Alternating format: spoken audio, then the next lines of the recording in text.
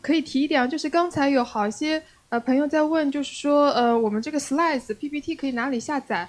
然后大家只要关注一下那个 DPDK 有一个微信公众号，到时候我们会把一些相关的消息会发上去，就是说比如说这个 slides 这个 PPT 的资料都已经好了，大家可以去 download 的。就是说大家这边如果没有不了解这个 DPDK 微信公众号的话，可以来找我，我可以帮你们就是看一下，对。就你可以搜一下，就是公众号里面有一个 DPDK，然后它有个 DPDK SPDK 的一个微信公众号，可以关注一下，然后就可以去拿到这些 slides，就不用辛苦的每一张 slide 再拍了，对。OK，然后就是如果没有午餐券的同学的话，可以到时候去找志宏，就是志宏可以挥一下手，对对对，可以到时候去他这边刷一下，然后领一下午餐券，OK，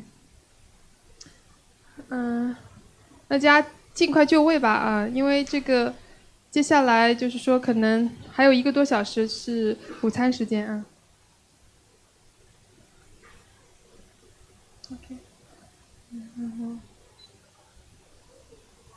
OK，OK，那接下来这 topic 是关于 DTS，就是 DPDK 的一个 test framework 在华为 Smart NIC 当中的一个应用。那很遗憾的是，就是这个原来的演讲嘉宾Remy，在过去几周当中，前几周是突然去世了，所以他不能来到现场。然后他的老板 Ben-Shahar comes from Israel to represent him to deliver this topic. Okay, thank you. Yeah. Do you have the... Yes. Yeah, you can put on. Okay.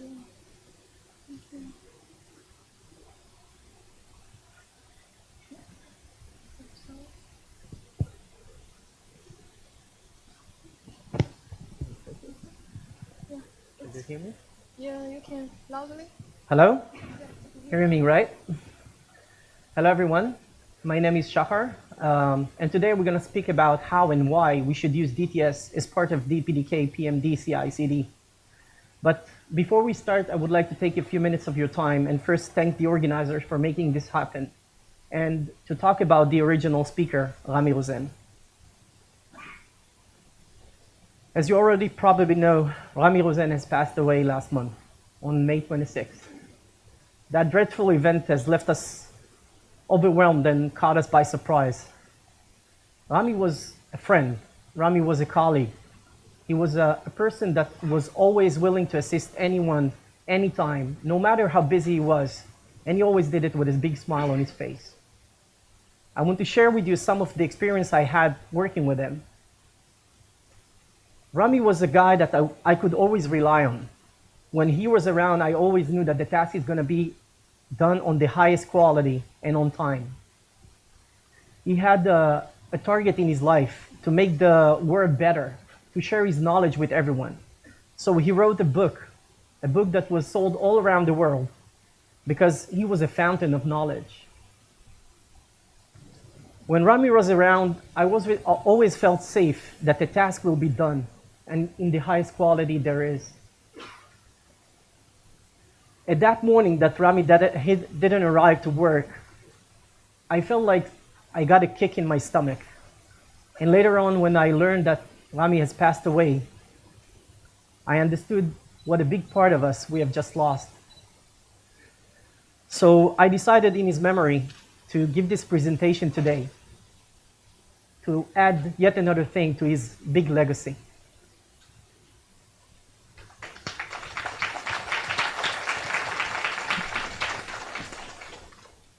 So what are we going to talk about today? First, we're going to talk about DTS different points. And later on, we're going to dive into our experience and our vision for DTS usage. So what is DTS? DTS stands for DPDK Test Suite. It's an open source project that was started in 2014 by Intel. The framework is Python-based, and it consists of functional tests and performance tests. It contains over than 140 test suites, which are called in DTS semantics as test suites. And the framework itself supports different software package generators such as SCAPI, DPDK Packagen, and PREX. It also supports Ixia, which, among other things, is a very powerful hardware packet generator, but not all can afford it. It already supports various NICs from Intel, Mellanox, Cavium, and now Huawei. And it generates different file formats and reports, such as RST, Excel, and a PDF when you're using a dedicated script. Typically, we use two hosts connected directly by a cable to simplify the configuration. One side is the tester, and the other one is our DUT. On the DUT, we install DPDK, which can be found under default root DPDK. There is also an option to install both the tester and the DUT on the same host, but it's less recommended for performance testing. This is an example of a report that was generated for one of our RSS test cases. On this report, you can see on the top the test suite name. You can see the different description. Both of them are taken from the DTS properties. But if you look on the bottom, there is some customization that we have added to the report, so it will allow us later on tracking and debugs. We have added the DPDK version that we have used. We have added a timestamp, and we added the firmware version that was used on that DPDK execution, on DTS execution. DTS was also adopted by the University of New Hampshire Interoperability Lab for performance testing. It's also called DPDK Performance Test Lab.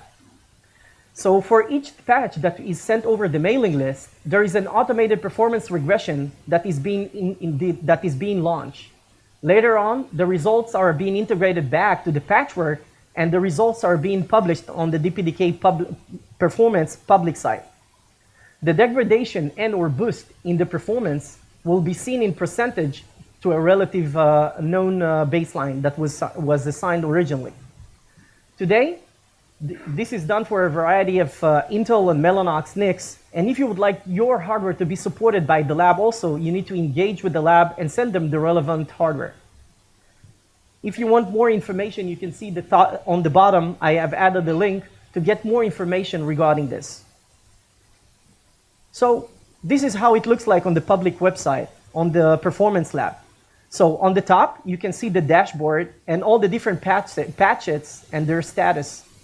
If you press any link of the patches, you will be directed to a more detailed performance report. And if we look at the bottom, you can see I took a snapshot of one of the test cases out of the full performance report. And you can see that at this patch set, for example, we have increased the performance on some cases, and we have decreased the performance on other cases. This report can later on allow the maintainer to decide whether to accept the patch set or decline it. So, what are the advantages of DTS? Well, first, it doesn't require to reinvent the wheel. It was generated on 2014, so the environment is pretty much stable already. Second, it's an open source, so you can share your knowledge with the community and gain more and more test cases every time. It's updated before each DPDK formal release, so it can save you time integrating different versions to the DTS. It has rich documentation and user guides, and it's easy to use. It's also already adopted by the major vendors, so it's compatible with the different NICs and platforms, and you can use either one of them in your setup, and it will be working just out of the box. It has a lot of performance measurements, and it already supports virtualization, including different hypervisors, meaning it will do all the configuration for you. It aligns the commits into a baseline, and we can improve all the patches that we are submitting to the community. And of course, it enables you to fully automate the environment for continuous integration and continuous development. So everything sounds so good, so too good to be true, right? So let's look at the challenges we had while we tried to enable the DTS over our new PMD, which is called IN200. So on some test cases, there were feature-specific, meaning, let's take, for example, the DDP test. It's an Intel 4-ville-specific test case, but the test case itself didn't contain the name of the specific product. So when executing it, you see a lot of failures, and now you need to map out all the different test cases and to know which one are relevant to your environment. Second thing, on some test cases, we had to update the DTS code because it was written for a specific hardware and firmware behavior. And we know that not all hardware and firmware behaves the same and have the same APIs and everything. So we had to tweak a little bit the DTS, and soon we're going to submit our patches to the community also. And lastly, on some test cases, we had to change our PMD code. For example, to enable the jumbo frame test case, we had to enable a few more flags in our Hynix dev info get function. So why should we use DTS as part of our continuous integration and continuous delivery? Well, first, it reduces the issues that can occur when submitting a new patch, either locally or to the mailing list.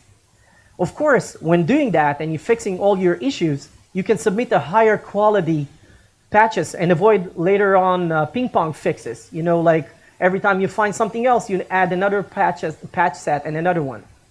And of course, you can track any performance degradation in advance locally without hitting that into the community after that. So how should we do that? First, we should update the DPDK repository on a daily basis against the DPDK master. And we should make sure that there are no new DTS failures. Second, we should run a small portion of DTS for acceptance per developer commit to the local repository to make sure that he hasn't broken something and not push it to our master. And lastly, we should execute a full DTS as part of our framework so that it will run every night and prior to each submission to the mailing list. There is also an option to expand DTS and use it for validation environment, software, hardware, and firmware. First, because it's a robust environment. Second thing, it can help us set a higher quality, not just a PMD, but also for the NICs themselves. Third, it allows full flexibility.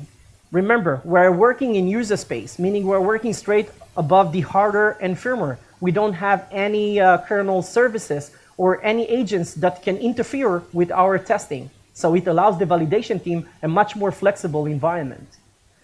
We can assist each other creating a higher baseline and higher quality. And of course, in order to achieve that, it will require some changes in the environment itself. So a few of those changes are listed here, but the most important one is creating a unified test framework. This point was already proposed by Intel a few years ago. So, what is our status? Where are we at? Currently, we are triggering a few DTS tests after each commit on the local, what we are calling basic acceptance. Second, we are manually triggering the DTS before each commit to the mailing list. So, what do we have in front of us right now? First, we would like to create a smart acceptance per commit, meaning we would like to create an environment that will only submit the relevant test cases to the patch set I have did. For that, we'll need to run some code analysis and to map between the functions themselves and the different test cases. Second, we would like to automatically deploy the environment on any matching environment and setup. Today, we are using a dedicated setup and we're running sequentially. So every patch is taking time because we need to wait till the other one will finish all the execution. And the third thing is we would like to widen our coverage to different OS types and different platforms. We would like to run fully DTS test suites on a nightly basis because, as I mentioned before, we are currently running it manually before submitting to the mailing list. We would like to encourage the DPDK community to run DTS as part of their CI/CD. And this presentation is the first step towards reaching that goal. And last but not least, we would like to upgrade to Python 3 as Python 2.7 is going to be end of life at the beginning of next year. Thank you for listening.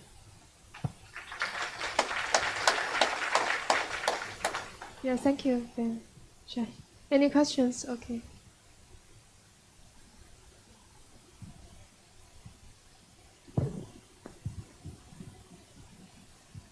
Thank you. So, did you also develop some unit test framework for SPDK or NVMe or Fabric?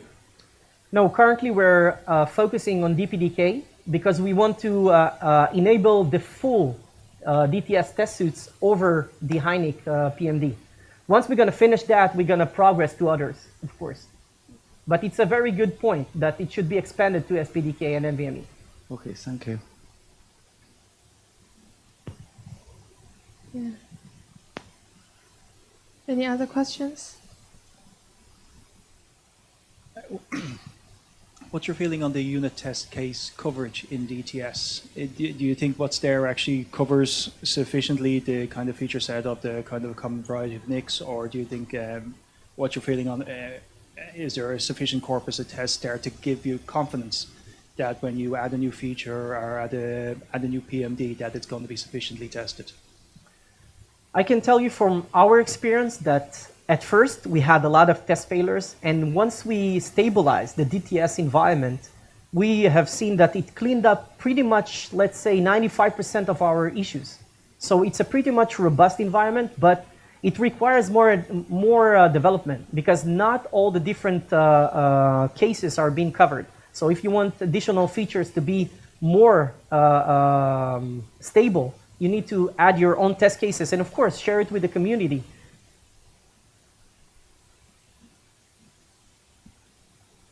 Okay. I'm a DPDK application developer. Is it applicable? Is DTS applicable to the testing application? Okay, currently DTS is targeted to the driver API. So currently the answer is no, but it's possible to expand it. It's as I said, this is an open source, so we can always add more abilities and more options to the environment itself. Okay, thank you.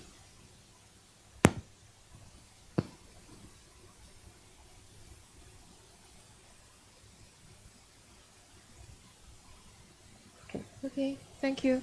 Yeah, thank you. Thank you very much. Ben-Shahar, yeah.